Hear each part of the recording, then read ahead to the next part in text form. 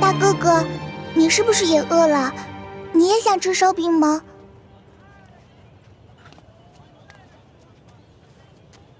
小妹妹，哥哥不饿，是哥哥的妹妹饿了。你能把这张白面烧饼分给哥哥一半吗？等将来，哥哥一定还你10张肉饼。真的，你没骗我。真的，我没骗你。好吧，我相信你。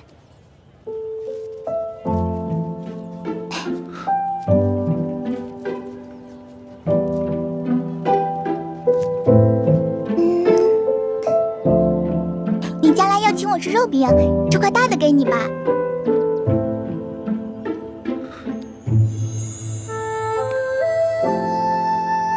小妹妹，你真好。你能告诉哥哥你叫什么名字吗？我叫喜儿。喜儿，真好听。娘，来当米了。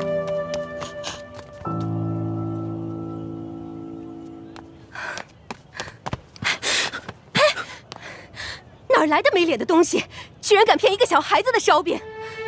这个烧饼可是我当罗培家的银簪子才换来的，居然被你骗去一半。这个大嫂，我没有骗你，我只是暂时落了难。等我回家有了钱，我一定还给你10张烧饼。还？你骗谁呢？这年头，休说你一个叫花子，就连官府都不讲信用。说好的每人每户1两银子1担米，结果呢？只是给了这么点发了霉的陈年糙米。你们淮阴县也是如此吗？哪年赈灾不是如此？府里的灾民上能领到少许白米白面，到了我们县里，就只剩下这发了霉的陈年糙米了。再到下面各个乡村，剩下的就只能是糠皮了。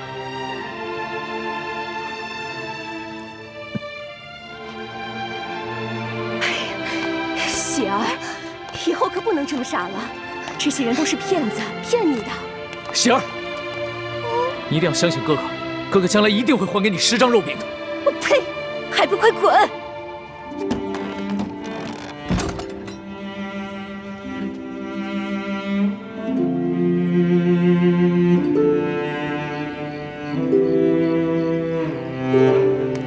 老大，来，吃点吧。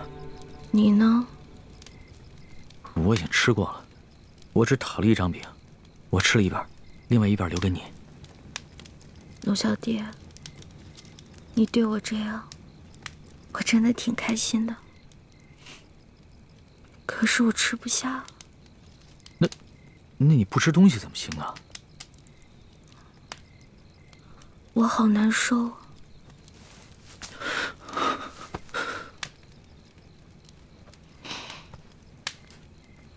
龙小弟，我这个老大可能要先行一步了。别说胡话，咱们2个可是拜过把子的，说好了要难同党，同生共死的，所以为了我，你一定要撑下去。我尽力吧。你知道我最怕什么吗？第一是恶，第2是丑，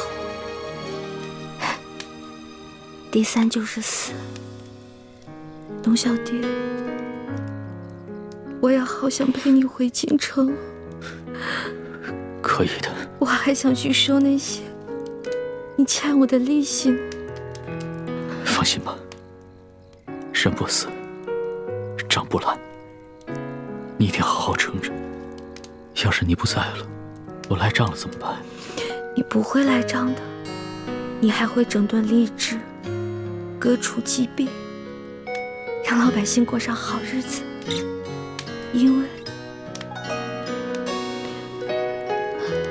因为你是一个好皇帝。我之前说过，你是天底下最不该爱的人。可是我现在收回这句话，你真的很好。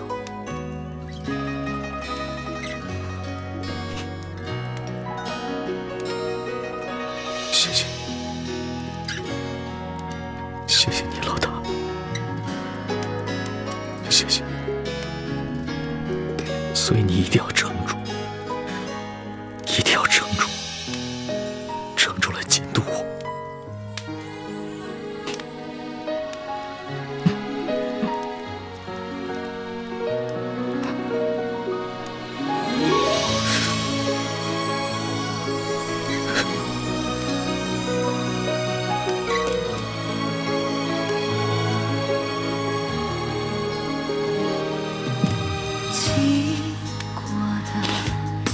龙小弟，你哭了。原来龙珠是咸的呀。这是我第2次看见你哭了。其实，我原本以为，在我父母死了以后，我就已经是铁石心肠，不会再哭了。没想到，上一次我是为了百姓。而这一次，只是为了你一个人。有你这句话，我死也知足。老大，你不会死的，老大，你不会的。老大，老大，老大，花儿，老大，老大，老大。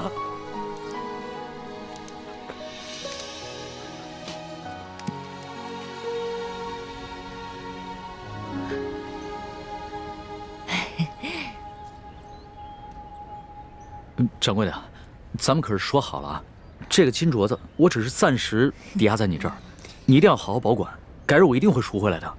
放心吧，我是生意人，这药铺开了多少年了，做生意的讲诚信，懂规矩。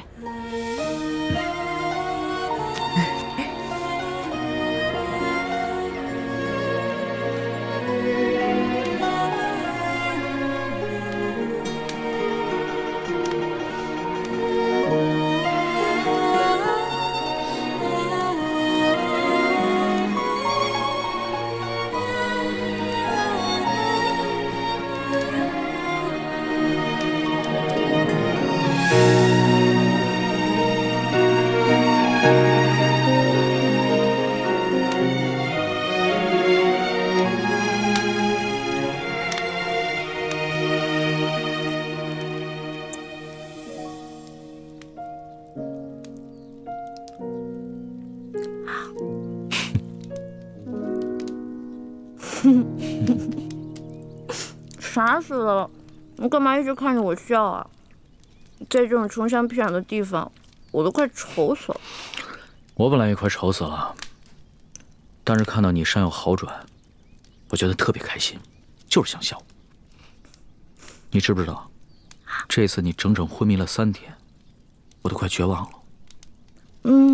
本来呢，我都到阎王爷那儿去报道了，结果阎王爷说：“哇，这个小姑娘太能吃了，养不了你，回去吧，回去吧。”我就被遣送回来了，继续祸害你来了。你只是第一次帮我缝了衣服，戳破了手，我可是把太多第一次都给你了。打水、烧火、煎药、收拾屋子、偷人家地瓜，还有帮你清理伤口。我就知道你会说这句不正经的话。不过今天早上我醒来的时候，我看到你没有把我推开，我心里就觉得这一切都值了。龙小爹，你得跟我发誓，这件事情不许告诉任何人。好，我发誓，不告诉别人，替你保密。咱们明天雇辆马车回京城吧。我也想早日回京，你身子受得了吗？我的身子都已经好了。龙小爹，你是条龙，所以你应该回到海里去。我这个只会吹牛的老大根本保护不了你，万一你在外面遇到危险了，那我就算死上1万次，也不足以弥补我的罪过。呸！死什么死？我知道了，我准备一下，明天一早就出发。哎，你就打算穿这件脏兮兮的衣服出去啊？怎么了？不是你说冷的吗？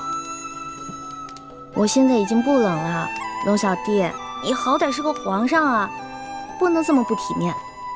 那，你看看你，刚一醒来就开始奚落我了啊？哪有？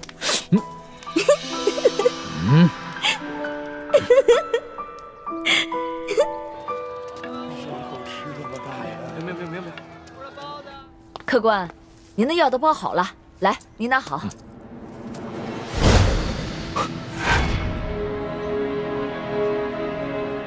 掌柜的，你的金镯子哪来的？这是一个客人递给我的，怎么了？那客人可是一个年轻可爱的姑娘，大约5尺高，胖瘦适中的样子。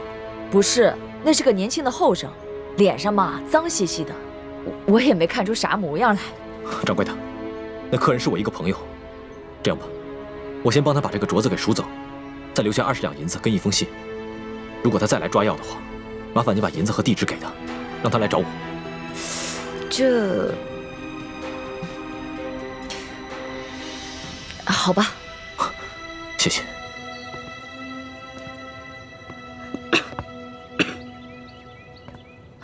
龙小弟怎么还不回来？是不是发生什么意外了？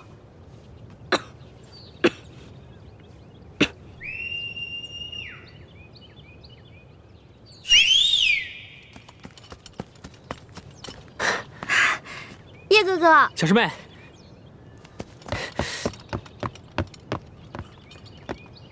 叶哥哥，你怎么才来啊？我早就来了，这几天我四处寻你，可我发出的讯号，你为什么一直不给我回应啊？我这2天不是重伤昏迷了吗？所以就没听到你的信号。你昏迷了？嗯，伤得这么重？没事儿，你看我现在都好。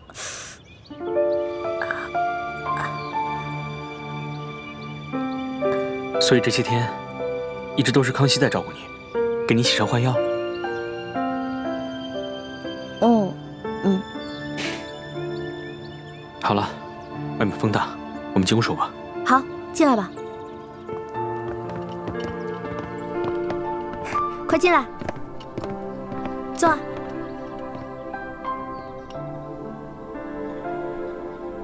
这屋子里怎么就只有1张床？那这些天你和康熙……叶哥哥，你千万别误会，这2天我晕得七死八活的，什么都不知道。康熙是一直在照顾我，但我们什么都没有发生，真的。算了算了，你这次大难不死，已经是不幸中的万幸了。你放心吧，我会替你保密，不会告诉大师兄的。还是叶哥哥好，叶哥哥最好了，什么都替我着想。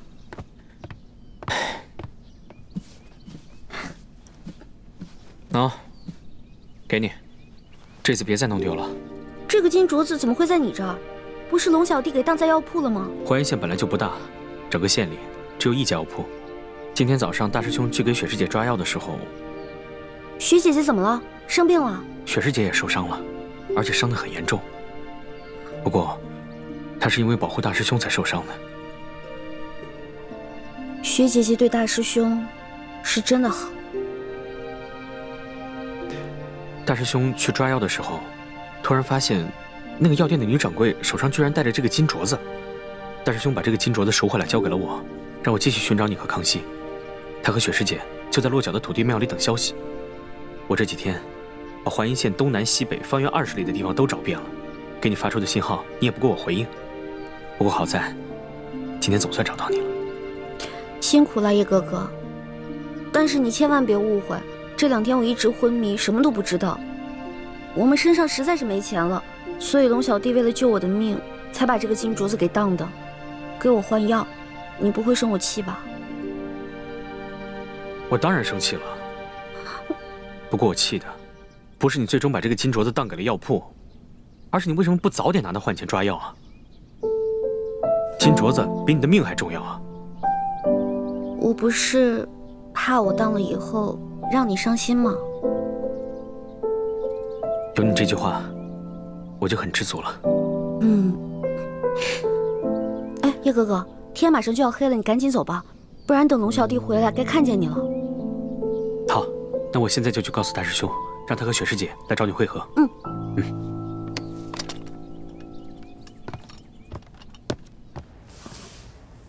您的朋友给你留了一封信，让你按信上的地址去找他。谢谢掌柜。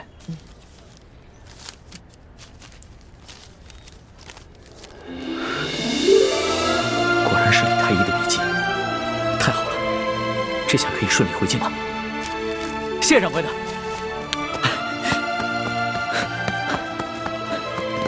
哎，小哥，小哥，我想请问一下，这10里铺的土地庙怎么走啊？前面转个弯就到。不过这土地庙出事儿了。出什么事儿了？就在1炷香前，一大堆官兵过去，说是捉拿什么通缉要犯。我劝你啊，还是别去了。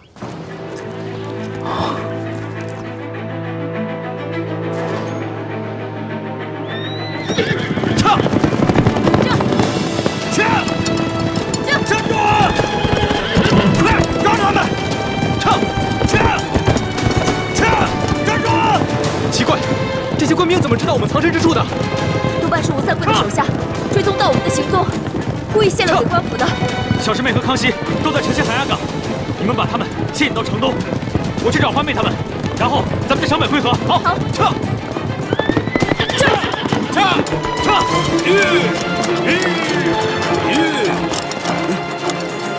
这2个才是通缉令上的要犯，不要中了调虎离山之计。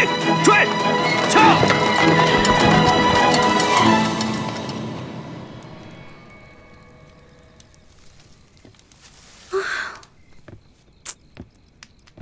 这龙小弟怎么回事啊？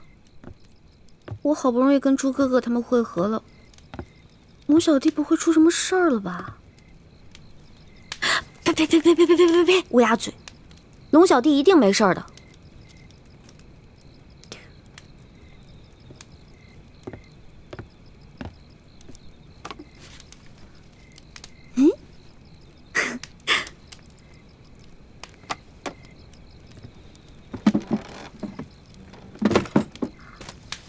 孔明灯哎！哦，我知道了，原来这家是靠做小手工维持生计的，后来逃难了，所以这些东西就放在这儿了。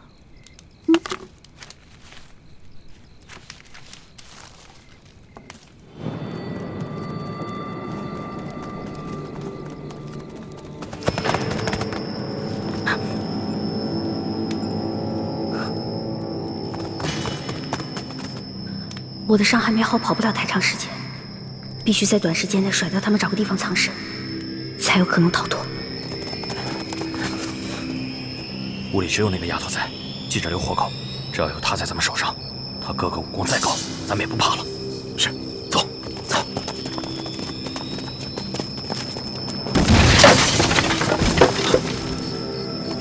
不对，快追！这边，快！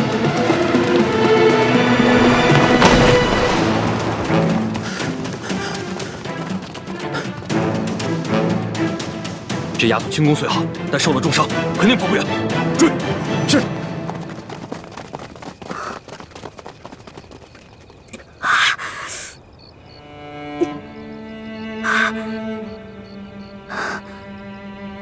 一环，别怕，你一个人逃了，只回了一个李一环。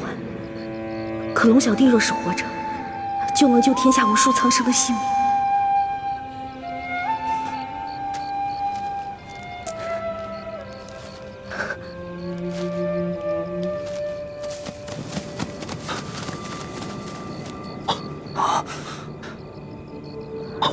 你们看，他在给龙三报信，快发暗器把孔明灯射下来。不行，这狗有巡查暗器都射不到。先抓住那丫头，走。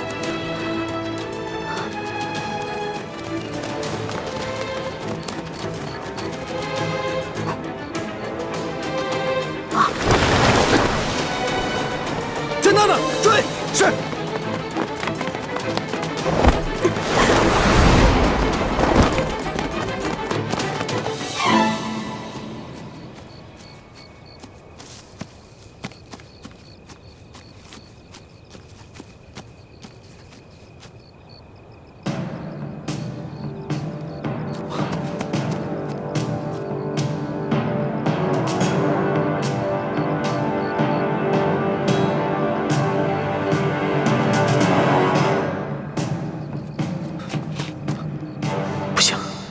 我走了一婚怎么办？他冒险向我示警，一定会暴露自己的藏身之处。他轻功虽好，但此刻重伤未愈，一定会很危险。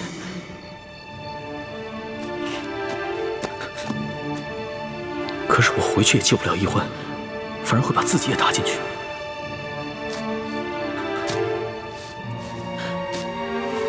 易欢几次为我不顾生死，我却自顾自逃了。我如此胆小自私，又有何德何能君临天下？我不仅是易欢的龙小弟，更是大清的皇帝，又岂能因小失大？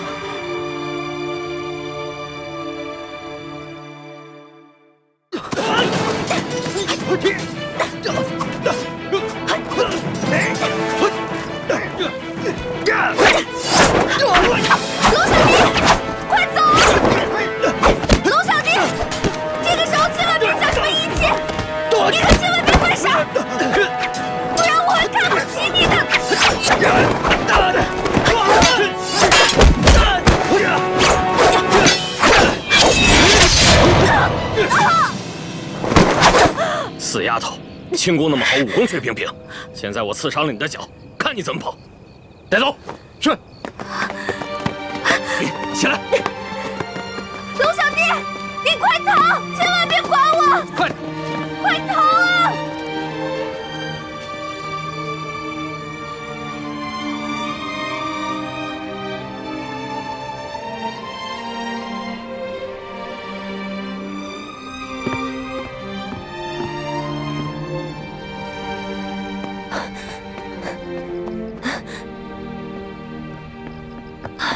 大师兄，小师妹和康熙呢？看来他们已经离开了。只有一张床。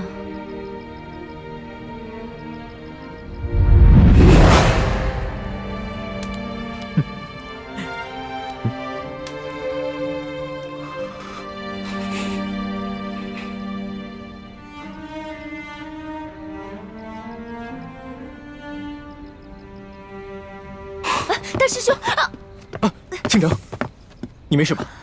没事，没事。你的伤还没好，这一路逃避追杀，怕是又把伤口震裂了。要不你先去找他们吧，找他们要紧。现在这里是安全的，你在这里休息一会儿，我先去找他们。嗯，我行动不便，就不拖累你了。一定要小心一点，如果发生什么意外的话，马上发出信号，我立刻赶回来。你放心，我只是腿受伤了，一般杀手还近不了我的身。好。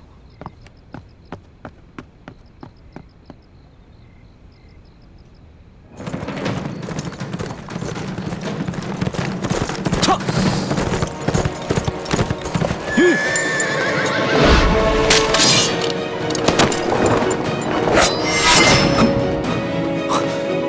柱子，怎么是你啊？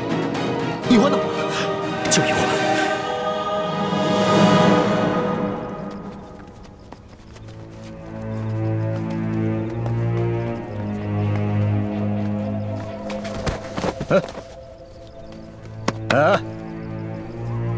起来！刚才跑得跟飞似的，这会儿装死。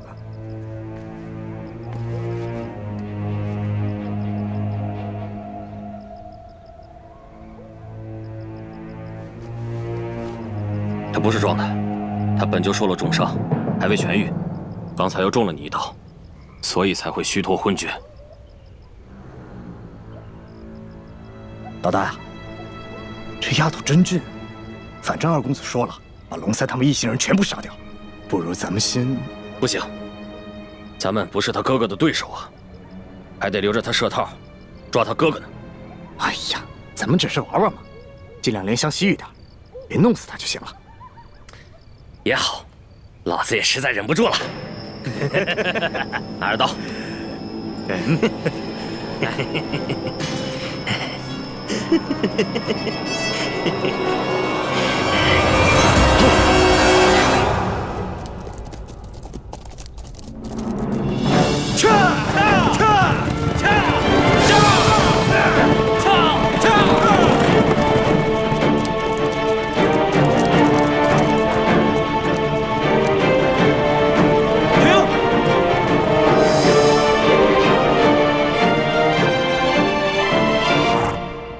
么了，苏大人？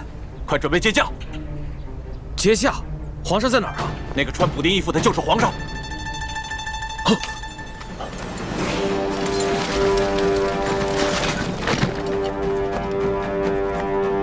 参见皇上。皇上，奴才救驾来迟，请皇上恕罪。你要是再晚来几天，说不定朕就要去见先皇和太祖皇帝了。奴才罪该万死。皇上，索大人跟大塞在途中遇见不明身份匪徒的袭击，九死一生，才找到玉巴赞将军的军营。刚一到营门口，就因失血过多晕了过去，好不容易才死里逃生。他宣读了皇上的密旨之后，没顾伤好，就跟玉巴赞将军赶去山西太原，在途中遇见了奴才，得知了皇上已经启程返京，所以才一路追了下来。朕已经知道了，都起来吧。谢皇上。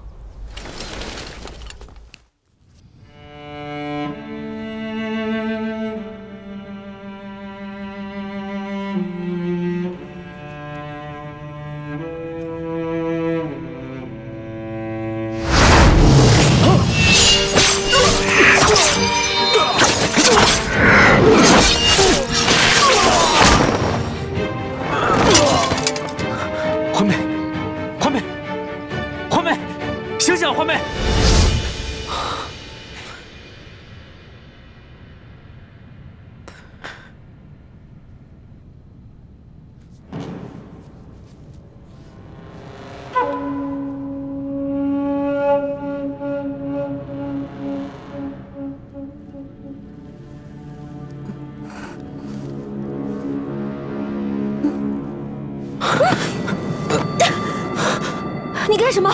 你干什么？我滚！小师妹，我走。小师妹，我也是一时冲昏了头，情不自禁。情不自禁？你还有没有一点廉耻心？你明明知道我跟大师兄定了亲，我是未来大明的太子妃啊！你还知道你跟大师兄定了亲，是未来的大明太子妃？那你还跟康熙？你可以和大清的狗皇帝亲热，我亲你一下，就变成了不知廉耻是吧？你怎么能说出如此的话？你走！我不想再看见你了。小师妹，我错了，我错了。那要不我现在带你去找大师兄啊？你是不是一直知道大师兄在哪儿等我们？你为什么不带我过去？你把我抱进山洞，到底想干什么？走！滚！我数3个数，如果你再不走的话，你再不走我就咬死自己。好，我走。3，我走。滚！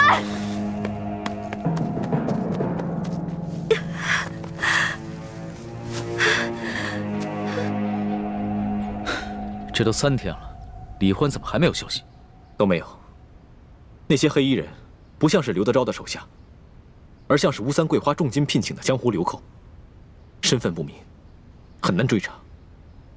眼下还没有证据证明那些黑衣人是受吴三桂所指使。吴三桂只知道龙三是普通钦差，而不是朕。如果他知道的话，只怕易欢会更加危险。所以，你们一定要守口如瓶。皇上，请您放心，奴才已经吩咐下去，任何人不得泄露消息。其二，为了避免打草惊蛇、危及圣安，奴才及手下将士未惊动地方官府，而只是秘密行军。你做得很好。皇上，那这刘德昭该如何处置啊？刘德昭乃胆大包天之徒，岂会束手待毙？若能逼得他叛乱，岂不是好？皇上，刘德昭居然敢下令通缉皇上，害得皇上九死一生，更害得臣妹生死未卜。臣恳求皇上立刻下旨，将其处以极刑，灭其九族。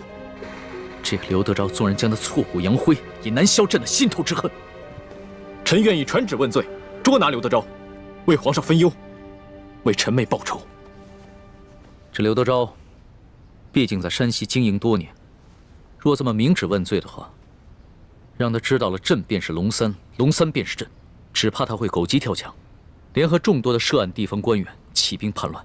纵然起兵叛乱，也成不了气候。玉巴赞手下都是以夷敌十的8旗精锐，一定能把他们收拾干净。皇上，奴才愿立下军令状，替刘德昭的人头来见。不必了。犯下滔天大罪的只是刘德昭等贪官，他手底下的官兵也是我大清的子民，又何必激起兵变，徒生内耗？皇上，那您的意思是？刘德昭此时啊，一定知道龙三被玉八赞给接走了，他一定会心虚。如果朕所料不差，他弹劾龙三的折子已经在快马送往京城的路上。待朕回京之后，朕派一个老成持重的官员去接见刘德昭，就说他和龙三互相弹劾的折子，朕都已经看到了，朕不能偏听偏信，要宣他进京，和龙三当面对质。哎呦，哈哈哈！皇上，您这可太英明了。想那刘德昭自是手里面有假圣旨、假玉玺，他必定想侥幸最后一搏，这样，他很可能会老老实实的进京来对质，到时候我们便可不费一兵一卒，让他自投罗网。想不到他经历了如此大病，受了那么多此前从未受过的屈辱，还能如此冷静。若换了我，只怕会亲自率兵去捉拿刘德昭，一块凶夷。又如此强敌，我要光复大明，谈何容易？皇上，既然如此，那就请皇上尽快起驾回京吧。眼下奕欢还生死未卜，朕放心不下。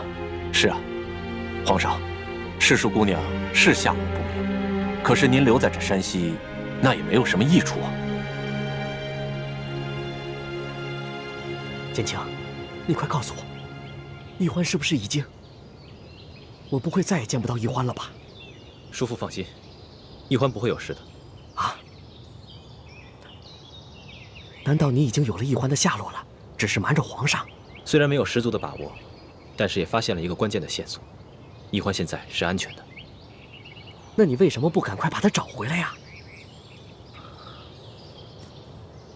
自从鳌拜在康熙面前点明我们兄妹的真实身份之后，康熙表面上不动声色，其实早就对我们兄妹存下了一份戒心。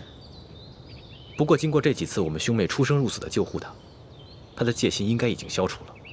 但若是让奕欢这么轻易地回到他的身边，说不定他反而会误以为这一切不过是我兄妹设计的苦肉计而已。你的顾虑也不是杞人忧天，但你可知，不仅皇上，就连索额图也在暗中怀疑你们了。索额图？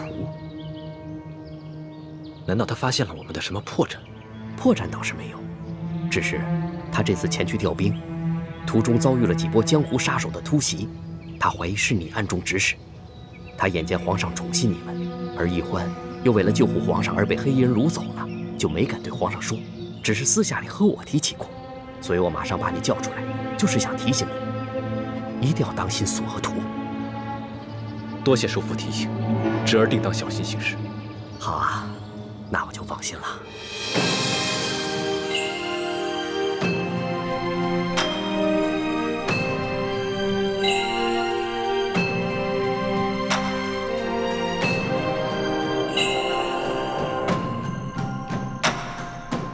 皇祖母，可是有皇上消息了。索额图派人送来了密奏，他跟玉八赞已经顺利的接驾，皇上平安无事。阿弥陀佛，妾身这悬着的一颗心，也总算是放下来了。不过皇上目前不想回京。为何？皇上在索额图搬取援兵之时，接连遭遇了官兵和几路神秘杀手的追杀，幸亏李氏兄妹舍身相救，才脱离了险境。李焕为了引开杀手，下落不明，生死未卜。这李奕欢本来就是奴婢之身，为皇上牺牲乃是分内之事。难道皇上为了寻他，就这么一直不回京了？索额图密奏说，皇上的遭遇追杀和李奕欢的失踪都甚是蹊跷。难道这一切都是有人布的局？来，娘，你先吃。娘不饿，你吃啊。娘骗人，我明明听到娘肚子在咕咕叫。喜儿，还认得我吗？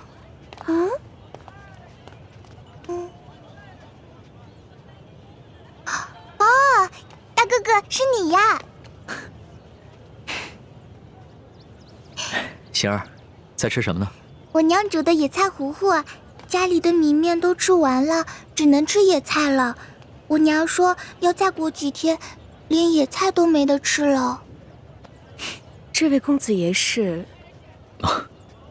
我就是那日分走半张白面烧饼的叫花子，这次过来兑现对喜儿的承诺，还你们肉饼。真的，娘，我就说嘛，大哥哥是不会骗我的。哎呦，你看我这眼睛，那日小夫人说话多有得罪，还望公子大人有大量，不要以小夫人一般见识。没事的，大嫂，在这灾荒之年，人人都只能顾自己。这喜儿啊，能把仅有的一张烧饼分我一半，这等大恩，也是让我终身难忘的。来，啊，肉饼，整整10张肉饼，赶紧吃吧。娘，你先吃吧。谢谢公子爷。大嫂，能不能把这碗野菜糊糊给我喝呀？这公子一看就是出身不凡的大富大贵之人，如何喝得这个呀？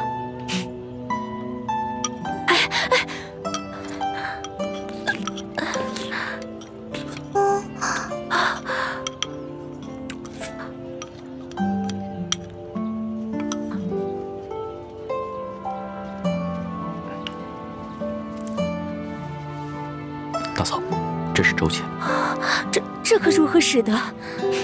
没事，收下吧，这是我欠你们的。相信我，很快朝廷就有新的赈灾措施下来，到时候就再也没有人能骗得了你们了。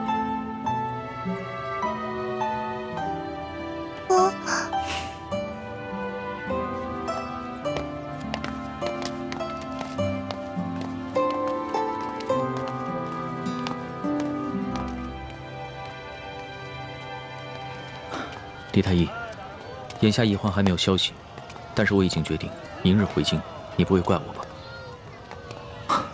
主子言重了，主子乃万圣之尊，不宜久离京城。而且太皇太后已经传来懿旨，催主子回宫了。最重要的是，眼下山西有数十万的灾民急需朝廷的救助，更有看似表面祥和，其实已经危机四伏的朝局，需要我去治理整顿。这也是奕婚为何宁可牺牲自己，也要救我的原因。所以，我不能辜负他。主子能以国事为重，是臣妹之幸，更是天下百姓之幸。请主子安心返回京城，寻找营救臣妹之事，就交给臣去做吧。臣正在想办法，通过一些江湖人士，打探那些黑衣杀手的下落，相信很快便会有消息。那一切都拜托你了。其实，在我的心里，你已并非我的臣下，而是我的朋友。奕欢更是我唯一的红颜知己。如果他那将是我穷尽终生都无法弥补的遗憾。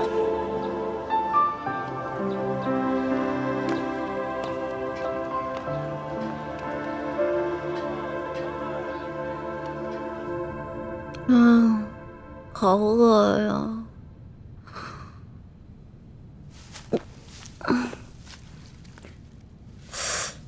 伤也好的差不多了，要不然出去找点吃的。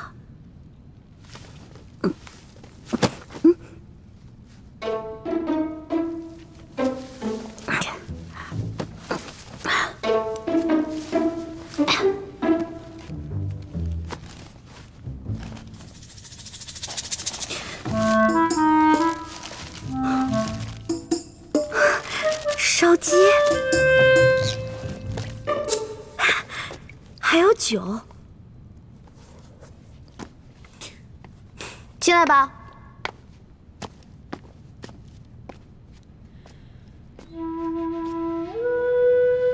我不是说让你滚了吗？我滚了，我真的滚了。可是你的伤没好，我不放心你。而且我算了一下，我留给你的水啊、干粮还有药，你差不多也应该吃完了，所以我就又回来了。你如果真的关心我，就应该把我的行踪告诉朱哥哥，让他来接我。没脸见他。我前不久做了一个很怪的梦，我梦见有个人跟我开玩笑，我推开他，还让他滚。不过现在我的伤好的差不多了，那个怪梦我也都忘了。真的啊？哎，不好的梦，忘了就忘了吧。但是下不为例。快吃吧。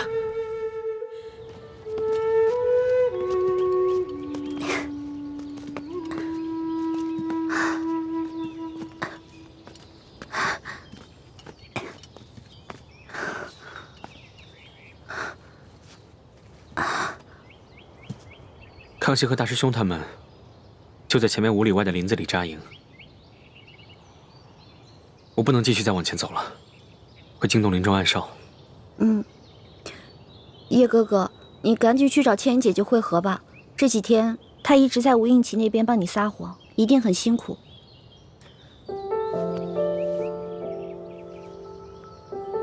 信号弹你拿着，等我走了以后再放。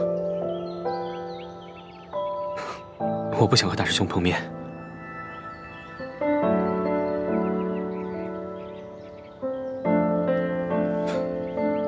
好好照顾自己啊！保重啊，叶哥哥。你也是，京城再见，保重。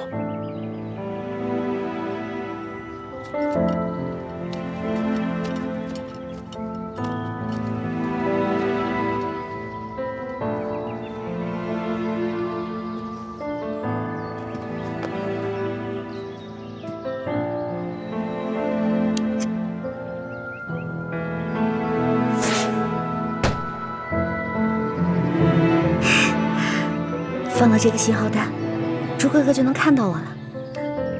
如果朱哥哥和龙小弟知道我平安归来的话，肯定像两个小傻子一样，嘿嘿，乐疯了吧？朱哥哥，你得快点来接我呀！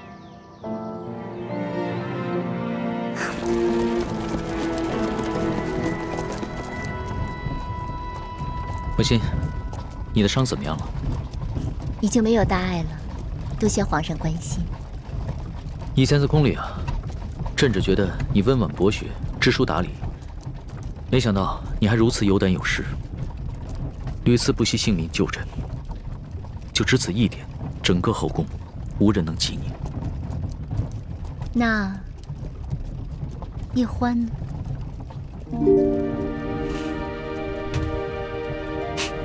叶欢他也是朕的知己，朕也想将他纳入后宫，只不过他始终都咬定不肯，而且他已经许配过人了。哦，对了，皇上，臣妾有一事要向您禀报。雪嬷嬷的病已经好了，只是她伤心我爹的死，想为我爹守灵3年。臣妾未向皇上请示，便自作主张的准了，还望皇上恕罪。雪嬷嬷忠心护主，就由她去吧，这些小事你自己决定就行了。是。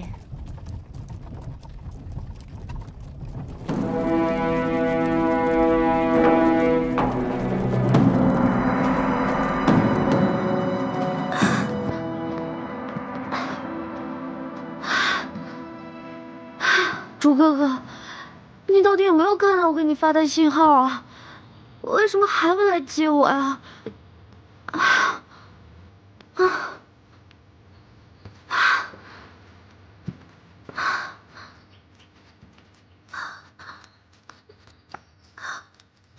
这位大哥啊，我想问一下，驻扎在附近的军营呢？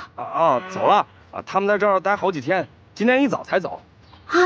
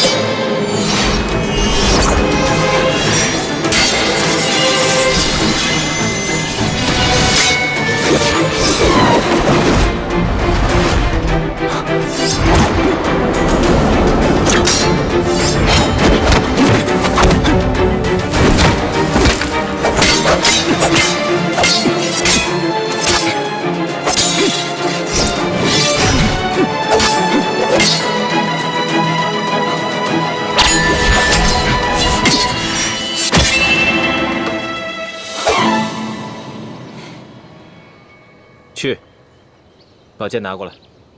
再来。不必了。论武功，从小到大我从未赢过你。不只是武功，其他任何方面，你也永远赢不了我。是，我永远都比不上你，从身份到能力。那你还痴心妄想，跟我抢一欢，自不量力。大师兄，你误会了，我从未想过和你抢小师妹。幻妹是不是在你手上？我今天早上就把她送回清军营地了，你没见到她吗？她能平安回来就好。这几天，我一直四处寻找你们，没有在营地里。你怎么知道？是我救的一欢。那夜，我找到康熙以后，就去追踪那批黑衣人的下落。结果发现，他们全都被人一剑毙命。你的剑法我再了解不过了，就知道是你及时赶到，救下了一欢。可我还是去得晚了一步。小师妹的脚被他们给刺伤了，失血过多，已经昏了过去。我只好找了一个安全的地方给她疗伤。既然这样，你为什么不送她回来？也没有给我发信号。我给你们发了那么多信号，你居然一个都没有回应我。不要给自己找借口。是男人，就要敢做敢当。好，我敢做敢当，是因为我太久都没有见到小师妹了。好不容易见到她，我不想那么快就跟她分开。我只是想好好照顾她几日。真的只想照顾她几日这么简单？大师兄，你这么说，侮辱了我这个师弟不要紧，你还侮辱了一欢，更侮辱了你自己。好，我暂且相信你。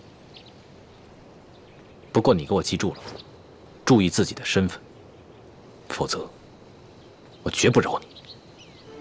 其实你不必像防贼一样的防着我，我对小师妹的心伤不了你，倒是小师妹的心。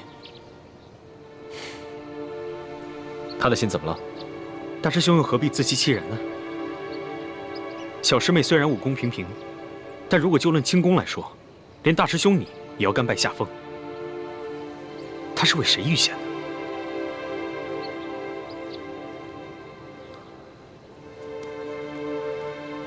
这没什么。我跟倾城也救过康熙，我们都不过是想利用他，颠覆大清朝廷而已。大师兄既然如此说，全当小弟多嘴了。我还要赶去跟樊师姐会合，先告辞了。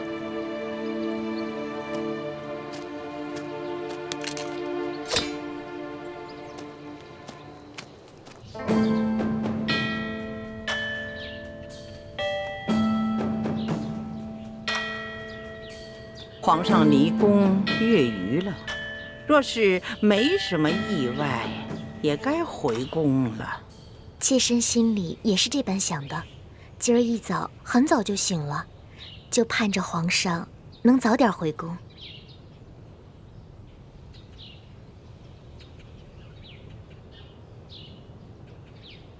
皇祖母，怎么了？是皇祖母怎么了，还是你自己怎么了？你今天这个妆啊，化得太浓了，这服饰也太讲究了一点吧？妾身只是想这般盛装迎接皇上回宫，皇祖母觉得有何不妥？今天你浓妆艳抹，其实呢，是想讨皇上的欢心。哀家明白。但是你没想到啊，皇上在外面历尽磨难不说，那个李易欢，至今还下落不明呢。他心里一定是不安静啊！你这样一来，不是适得其反了吗？皇祖母提醒的是，妾身现在就回去换一身装束。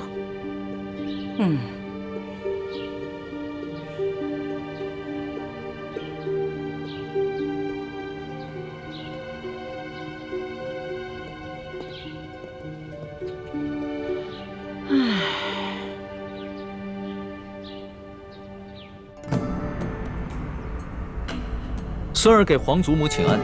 皇上啊，快请起呀！来，坐下，坐下。哎，都起来吧。孙儿啊，你这次为府私访收获一定很大呀！嗯，看这个精气神儿跟以往都不同了。皇祖母，此次出巡确实受益匪浅。大有出宫一趟胜读10年书之感。那为何要愁眉不展呢？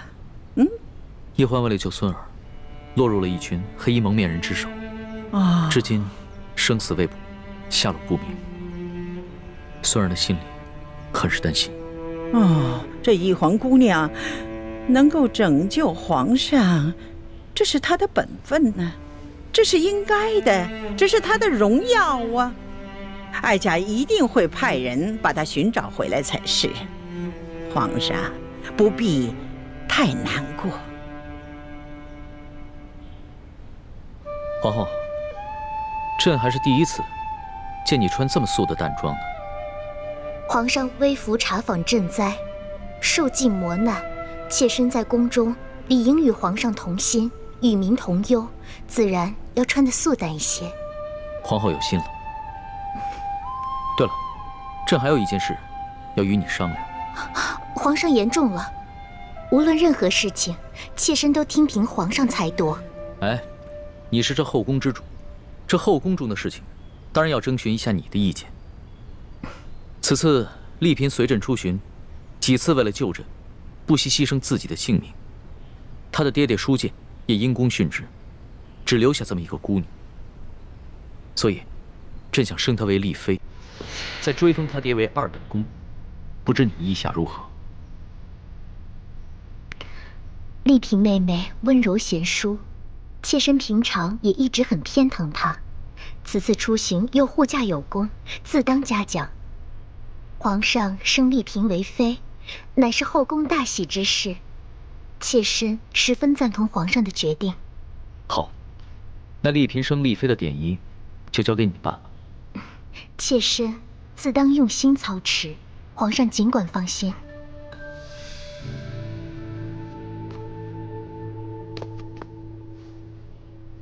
李公公，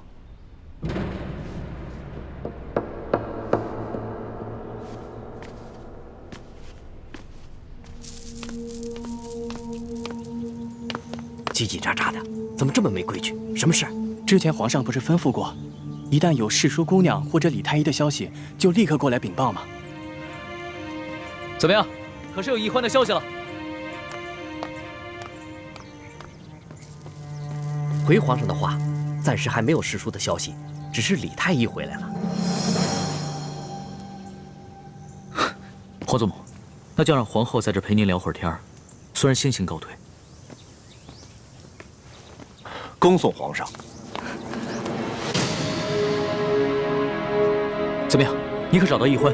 他可安好？他不是回营地跟皇上会合了吗？没有啊。怕是他回营地的时候，你们已经撤走了。当时还算安好，只是脚受了点伤。现在怎么样？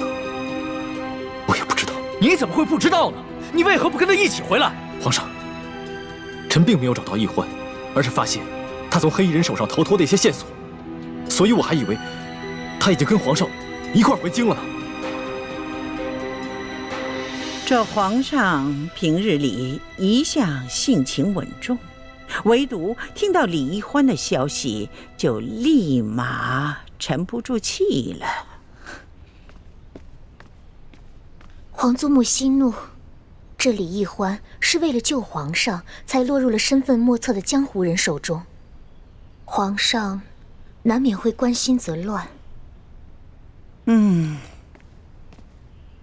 是啊，太皇太后，这些江湖杀手的来历，的确是有些蹊跷。有何蹊跷？奴才去搬救兵的途中，也遇到了几波这样的江湖杀手，而且这帮江湖杀手对奴才的行踪那是了如指掌，而刺杀皇上的这帮杀手，他们对皇上的行踪也是了如指掌，这就说明皇上的身边可能有内奸。啊！皇上此行所带的30名侍卫，全都是三叔亲自挑选的8旗子弟，那自然不可能是内奸。李公公自幼入宫，在宫中服侍了30年，服侍了3代君王，自然也不可能是内奸。难道这内奸是这李氏兄妹？他们几次救护皇上，还有这李易欢被掳失踪，难道都是假的？宁愿受这苦肉计？李德福，哎，老奴才，这一次你一直是跟着皇上啊。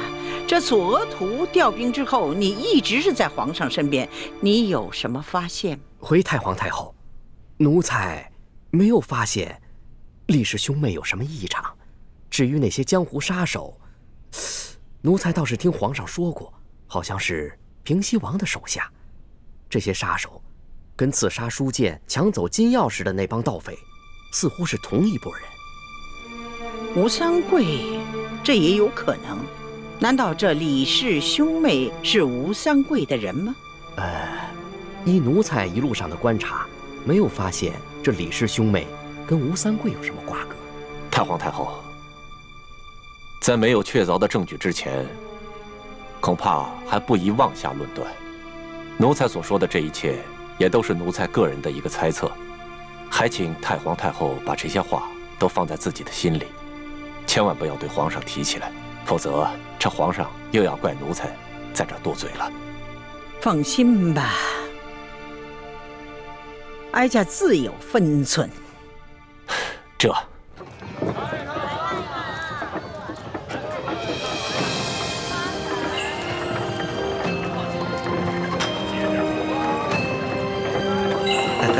小兄弟到了。哎呀，谢谢你啊，给钱。客气啊，谢谢。不客气。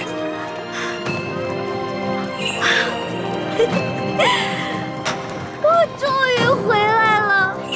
猪哥哥、龙小弟，你们都想死我了吧？这就是一车稻子。赶紧给我做一桌好吃的，迎接我吧。哎呀！大人，这有刀，抓起来！别动，别动！放开我！别动！那小子跟他是一伙的，抓起来！国父万大明，大明万岁！别动！哎，你们干什么？你们抓错人了！我不认识他，我腿脚不好，我搭车的，我跟他不是一伙儿。那你跑什么呀？我看你抓乱党，我害怕，我就跑了。对，那小兄弟说的没错，他就搭我的顺路车，你们休得冤枉他！啊！你越是着急撇清，爷我心里就越明白。带走！哎，我不是，你给我老实点！还敢说你不是乱党？寻常女子哪会女扮男装、掩人耳目的？给我一起带走！不冤枉！走！哎呀，我自己会走。王大人，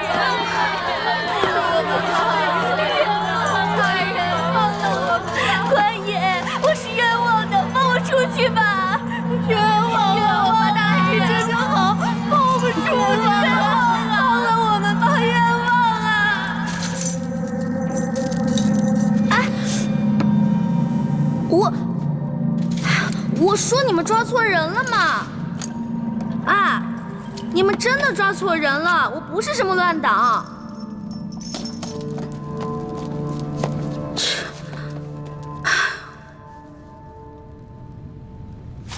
啊，你们都是乱党啊？我不是，我家是开馒头店的。有一天，官爷到我们店里抓走2个工人，说他们是反清复明的乱党，还说我是他们的同伙。任我百般辩解，他们就是不信。我也不是啊，我家邻居出了个乱党，官爷就把我邻居全家还有相邻的几户人家全都抓走了。我就更冤枉了，我只不过是看附近菜市有一个老乞丐挺可怜，我就时常接济他，没想到那个老乞丐居然是乱党，官爷就说我资助乱党，不由分说的把我全家都给抓了。小孩真可怜，你们都放心吧，既然大家都不是乱党，官府早晚会查清楚，放咱们出去的。妹子，你就别想了，一旦进了这里，就别指望能出去了。这些年到处闹乱党，京城闹得特别厉害，这顺天府尹就喜欢抓乱党。听说只有活抓进来的，没听说有活着放出去的。那他们总不能滥杀无辜吧？还不是为了钱吗？听说他们每抓一个乱党，都会获得不少封赏，按人头点，抓的乱党越多，封赏就越重。咱们呢，可都是他们的摇钱树。那他们这样冒领封赏、欺君罔上的，难道不怕皇上砍他们头吗？皇上高高在上的，不出深宫，又怎会知道这里的猫腻啊？更何况，就算他有所知晓，只怕宁愿错杀100，也不肯放过一个。咱们贱民的命啊，在皇上眼里，也不过如蝼蚁一般。不是的，皇上不是这样的，皇上很体恤百姓的，他是个好皇帝。小妹妹，你怎么知道皇上不是这样的？难道你见过皇上？没有。我们家之前有个亲戚在皇宫当差，他跟我说的。皇上若真是圣明天子，这下面的官爷又怎敢如此乱来啊？你们等着。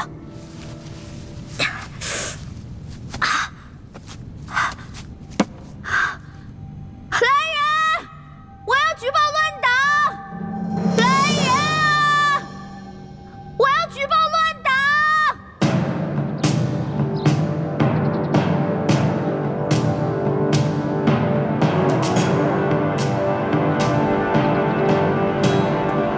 你说我们抓错了人，你不是乱党，是皇上身边的笔墨侍书李义欢。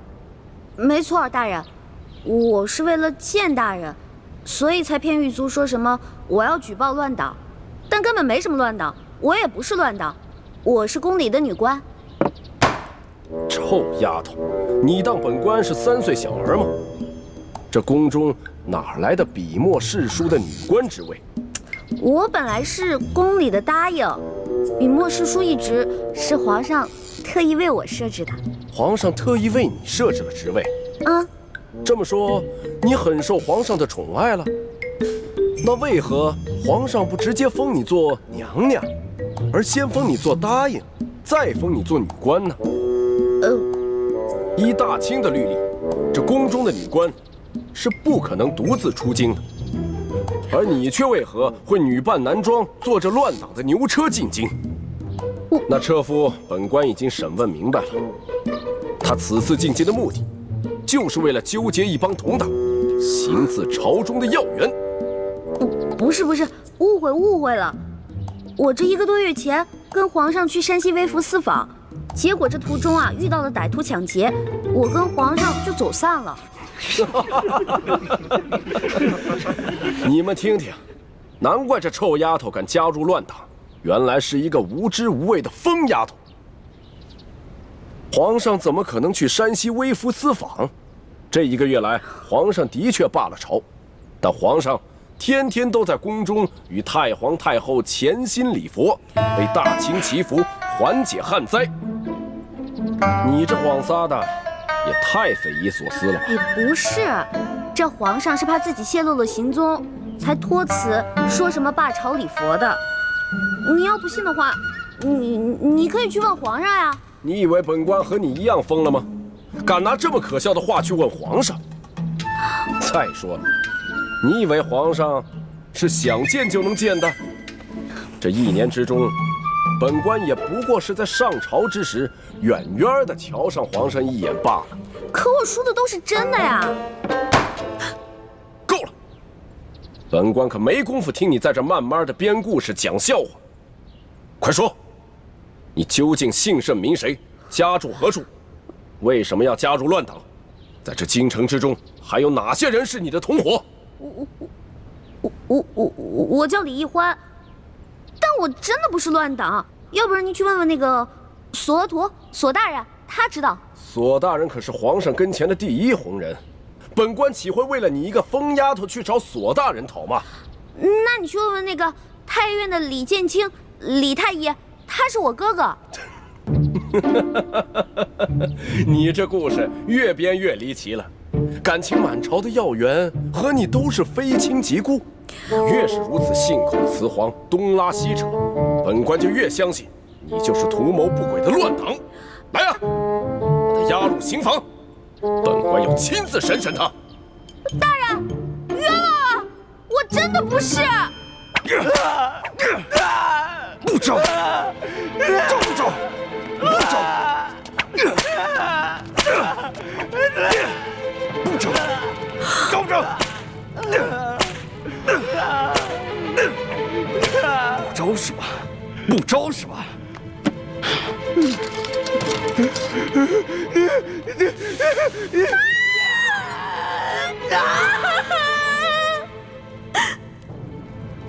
臭丫头，你现在是继续给本官讲故事呢，还是老老实实的把你的那些同伙都给供出来？我投降，我供，我供。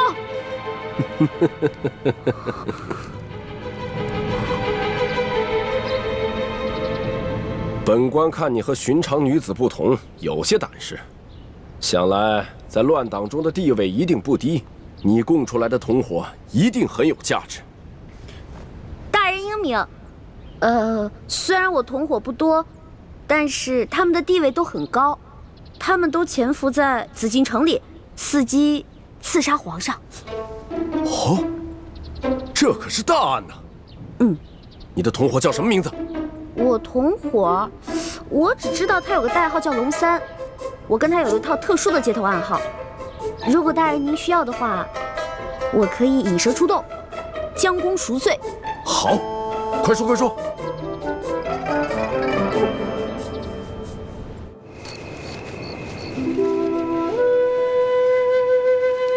来，快点儿把这都点着，点着了以后都放上去。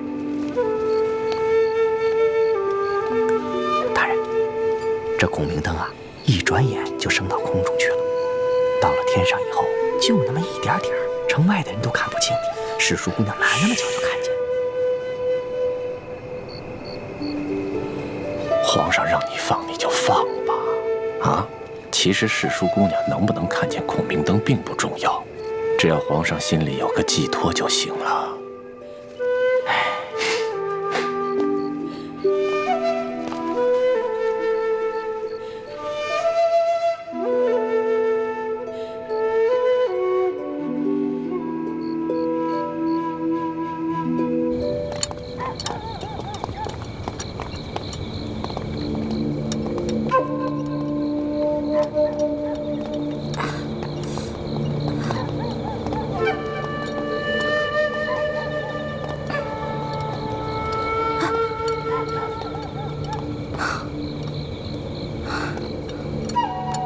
这放孔明灯，真的是你和龙三的接头信号？真的，这个龙三嘛，他在宫里潜伏着，所以他不可能时时刻刻盯着夜空看。这个孔明灯最好半刻钟放一次，越多越好。他只要看到了，肯定会来京城第1酒楼跟我会合的。好吧，本官就姑且信你一次。如果你敢骗我，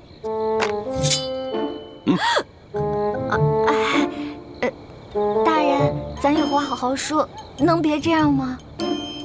我长得这么如花似玉的，我怎么敢骗你呢？我还不想让大人砍我脑袋呢，是吧？放。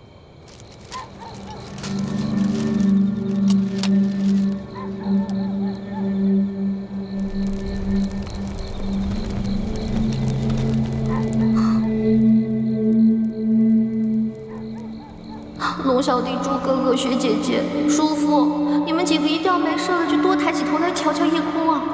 大慈大悲救苦救难的观世音菩萨，求你一定要保佑他们，至少有一个人能瞧见我这孔明灯啊！拜托了。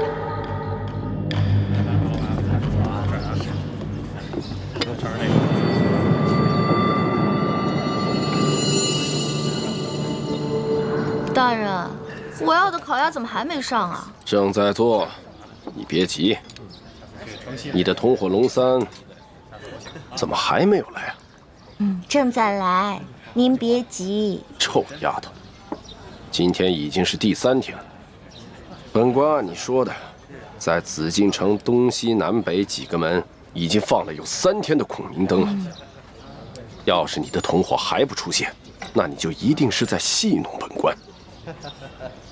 本官一定会砍了你的头的。大人您别急嘛，龙三肯定会来的。大人，您想啊，这龙三潜入宫中当奸细，那他行事肯定十分小心啊。您想引蛇出洞，对不对？那就得有点耐心呐。龙小弟、朱哥哥、薛姐姐、叔父，难道你们这3天都没有瞧见我放的孔明灯吗？你们要是再不来救我，我可就要被砍头了。客官，您的菜来了。客官，您的酒往这儿慢用。酒楼里的小二怎么都这么脸生呢？我们以前潜伏在这里的那2个探子呢？难道都换人了？烤鸭来了。2位，您的烤鸭。2位慢用。糟了，这个也不是我们的人。那我们安插的那2个人呢？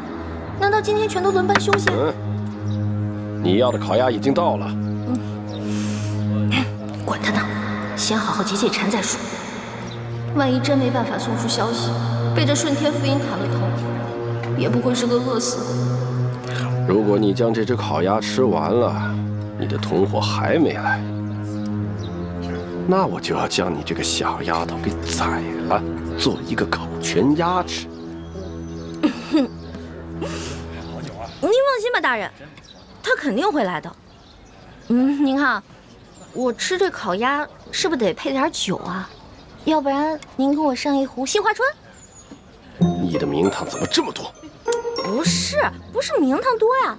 你想啊，你要是抓住了这个行刺皇上的反党，这得多大功啊！您赐我几口酒怎么了？没准我喝完酒，哎，那个龙三就来了呢。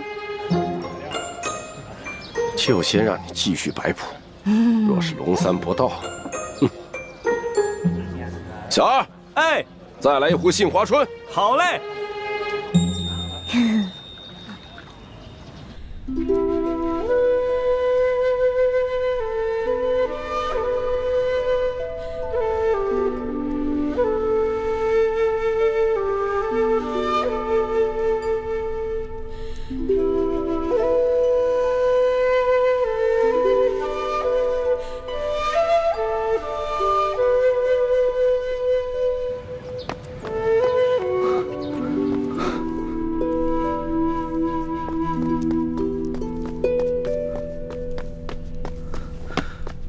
微臣参见皇上，快快免礼。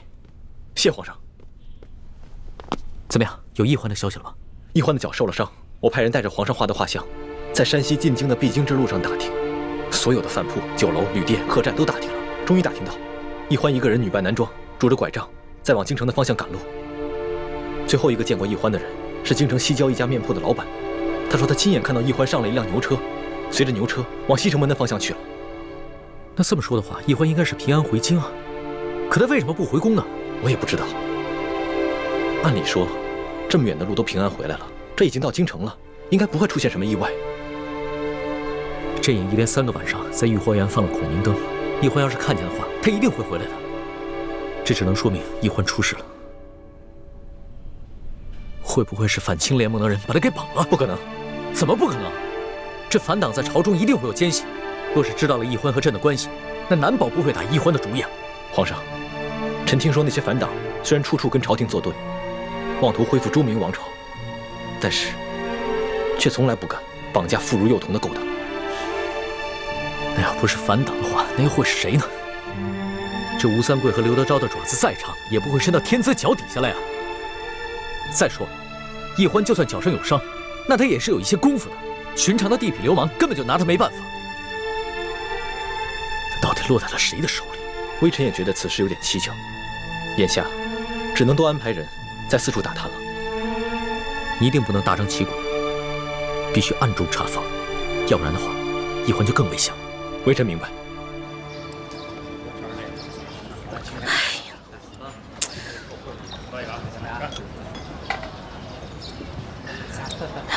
丫头，你一只鸭子都快吃完了，人呢？您别急啊，这不还有一个鸭头没吃完吗？您放心吧，在鸭头吃完之前，它肯定会来的。可是这只鸭子你吃了2个时辰都没吃完，这分明是在拖延时间。冤枉啊！我只是刚才吃的太饱太撑了嘛。大人，您放心吧，我这个同伙啊，他没准现在因为宫里有什么事绊住了呢，现在正想机会溜出来呢，对不对？反正您放心吧，他肯定会来，已经等了2个时辰了，那也不怕再等会儿吧，是吧？好，本官就最后再信你一次。要是到了天黑，龙三还不到，本官可就没有耐心了。会来的，会来的，一定会来的。龙小弟、朱哥哥，我已经黔驴技穷了，你们要是再不出现，我可就真完了。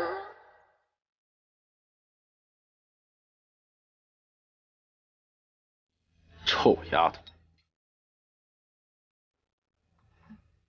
这天已经黑了，龙三还没有来，这下你还有什么可说的？这不刚吃完一个鸭头吗？我估计还有1炷香的时间，龙三肯定就到了。够了，臭丫头，你好大的胆子，连本官也敢戏弄？没有啊，我怎么敢戏弄您呢？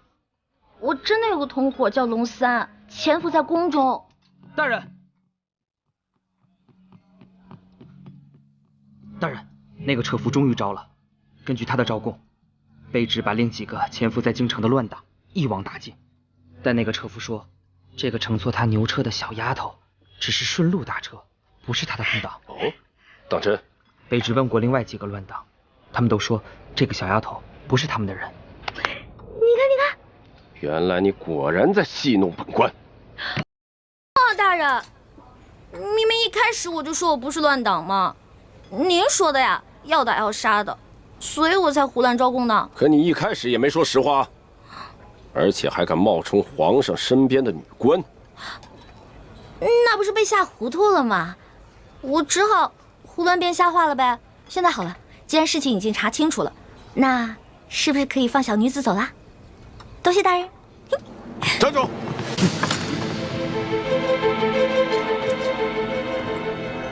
如果你没有戏弄本官，本官或许还可以放了你。可现在嘛，就算你不是乱党，多半也是江湖骗子。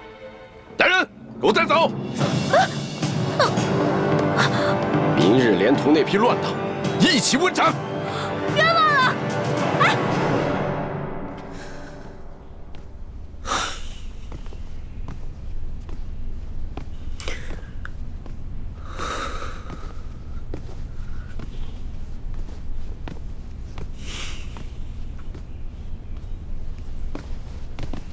皇上，您不必担心，世淑姑娘吉人自有天相，一定不会有事的。可是朕的眼皮跳个不停，心里也有些发慌。朕总觉得一环好像遇到了什么危险。皇上，您这是关心则乱了。皇上，微臣参见皇上。起来吧。怎么样，有消息了吗？京城中有好多人都拾到了孔明灯，上面写着龙三出会地点。臣马上带着一环的画像去第1酒楼打探，终于打听到了陈妹的消息。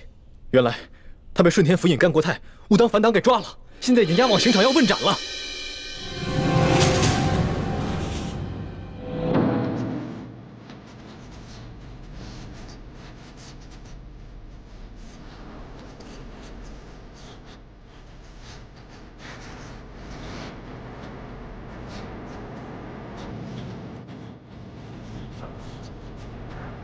怎么又看懂了？灯在处呢？是吗？哎，你说这不觉得人人都乱党？乱党什么乱党？这呀，10有8九是被冤枉的。真正的乱党就那么几个。哎，我听说啊，朝廷重惩捕获乱党的官员，每抓一个乱党都有银子，抓多了就有官儿整的。原来如此，这辈子最对不起的人就是你了。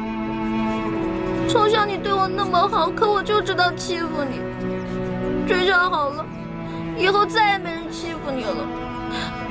你都不知道我怎么着就死了，我死了以后你千万别难过。你找一个嫂子，好好对她。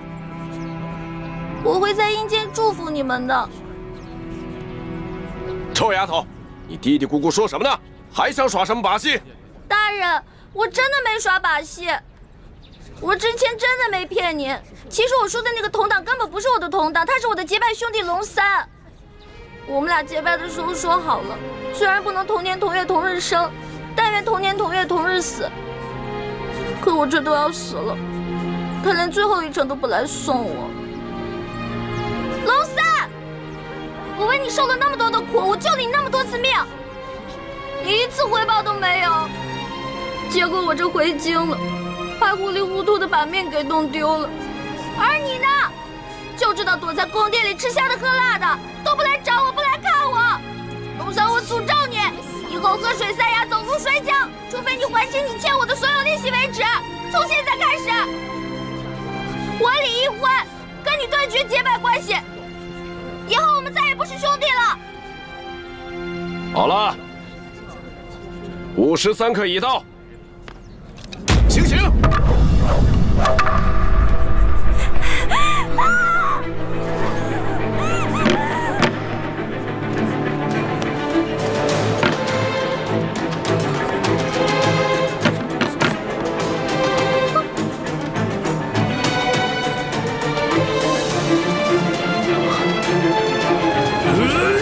刀下留人！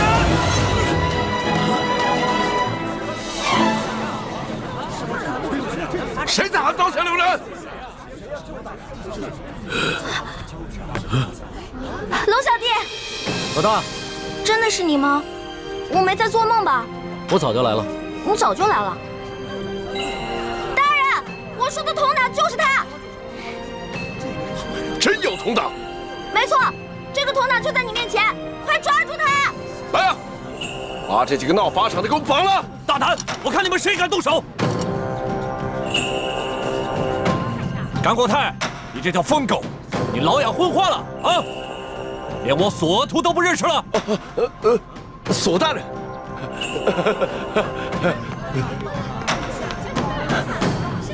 索大人，您怎么来了？我怎么来了？睁开你的狗眼，好好看看，还有谁来了？大人，您这招引蛇出洞，没把蛇引出来，没想到倒引来个真龙天子。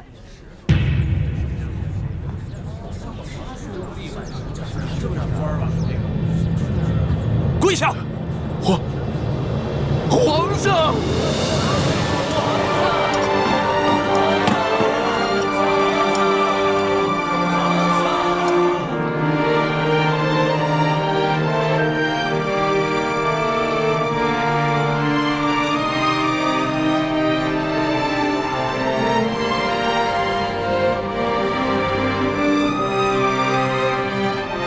各位臣民，各位百姓，朕接到密奏说，顺天府尹甘国泰贪赃枉法，为求加官进爵，竟大肆抓捕良民，冒充反党，滥杀无辜。朕现在就下旨，对所有在押的乱党全部重新审理，无罪者当场释放，对过往同类案件也全部重新审查，如系冤案，全部平反，并由朝廷进行抚恤。皇上圣明！皇上圣明！皇上圣明！皇上圣明！今天虽然救下欢梅，还有其他几个联盟的兄弟，却又让康熙收获了民心。顺天府尹甘国泰贪赃枉法，草菅人命，证据俱在。来人啊，摘取他的顶戴花翎，移交刑部审理。这皇上饶命啊！微臣知道错了，皇上饶命啊！走，微臣知道错了，皇上饶命啊！传妹，哥，让朕来。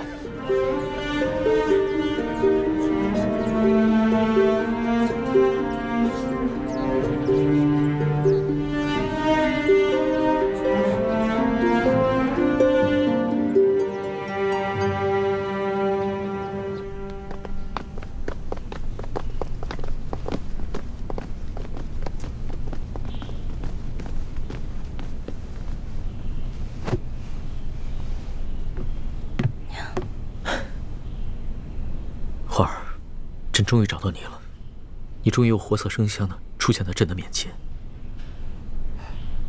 皇上，你刚才那么任性张扬的把奴婢抱进来，这要让太皇太后看到了，又该说奴婢魅惑皇上，坏了宫里的规矩了。朕顾不了那么多了，你放心，有朕在，谁都伤害不了你。我问你，你那么早到刑场了，为什么那么迟才露面啊？朕既然去了刑场，那当然不能只救你一个人了。朕还要体察一下民情，去看看这个顺天府尹甘国泰到底做了一些什么。但是朕在暗中布置了众多的大内高手，会保护好你和死囚的性命。对了，你居然在刑场上公然诅咒朕，还说要跟朕断绝结拜关系。那还不是你啊！谁让你不敢来救我的？我连着放了3晚的孔明灯，你都没看见吗？朕也连着放了3晚的孔明灯啊，差点就这么错过了。其实我嘴上骂你，说要跟你断绝关系，那也是为了你好啊。因为我怕我真死了，你就会应了那句同生共死的誓言了。朕知道，你一向是刀子嘴豆腐心的，就是这个甘国泰太可恶了。你好不容易从刘德昭的手上逃脱，又被这些贪官污吏给抓起来。你放心，朕一定会一个一个的办了他，替你出了这口气。你不光要替我一个人出气，我只希望你可以记得在微服私访的时候你对我的承诺，整顿吏治，让全天下的老百姓过上好日子。你放心吧，朕不会忘记的。但是朕现在不想谈国事，你等着。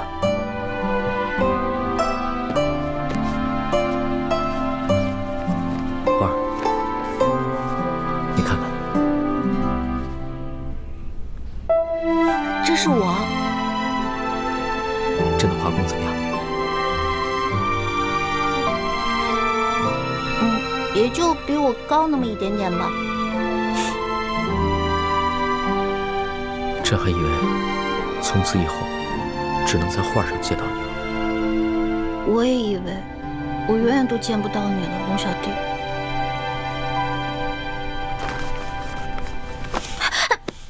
你干什么呀？我只是你的笔墨诗书，我又不是你的嫔妃。你别口是心非了。你知不知道这些日子朕有多想你啊？朕就不相信你的心里一点都不想朕。我，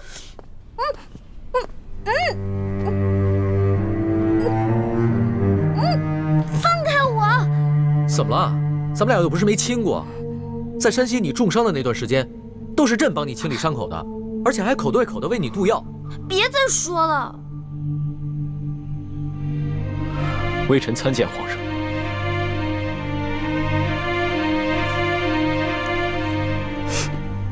进来吧。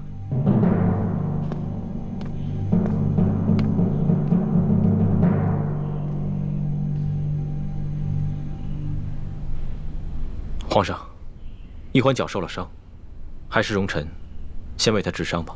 行，你先给他看看脚伤吧。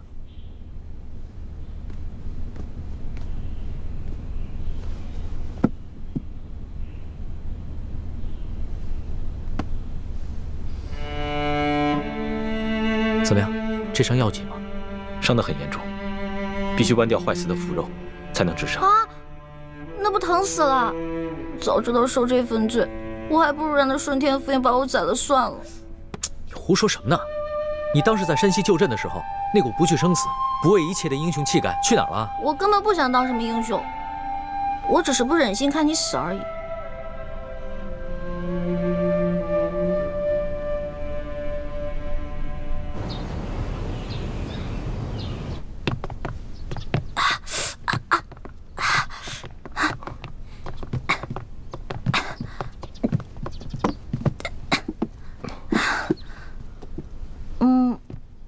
行了，我这没什么事儿了，你们先下去吧。是。朱哥哥，朱哥哥，我们节后重逢，你为何看上去那么不开心啊？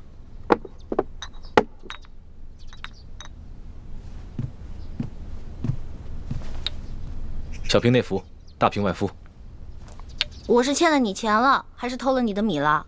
这脸臭的跟死鱼烂虾似的。世叔姑娘好生歇着吧，下官告退了。哎呀，怎么了？脚疼。活该，谁让你逞能？真的特别疼。你是脚疼，我是心疼。真正心疼你那个人，是我。朱哥哥，你看，你没事说这些话干嘛呀？哎，说好了，刚才我一个劲儿的跟你说话，是你不理我的。你知不知道这段时间我有多着急，像疯了一样到处找你？可你呢，居然愿意为了康熙这个狗皇帝，舍弃自己的性命。你知道我心里多难过吗？因为他是我的龙小弟，我们是结拜兄弟，他有难我肯定要去帮的。如果他换作是你，我也一定会不惜性命去救你的。原来，在你心里，他已经跟我一样重要了。你自然是要比他重要一些的。如果有一天我们兵戎相见，你会帮谁？我自然还是会帮你的，朱哥哥。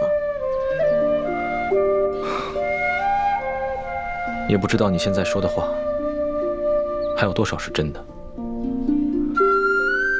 但就算你说的是假的，只要你还愿意撒谎哄我开心，我也把它当成是真的。欢美，你记住了，不许再为康熙以身涉险了。因为他如果没有你，他还可以继续做他的大清皇帝，还有他的3宫6院72妃。而如果我没有你，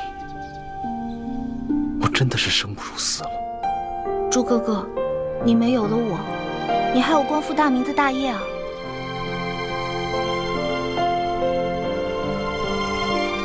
光复大明是我此生最大的责任，可你却是我的命。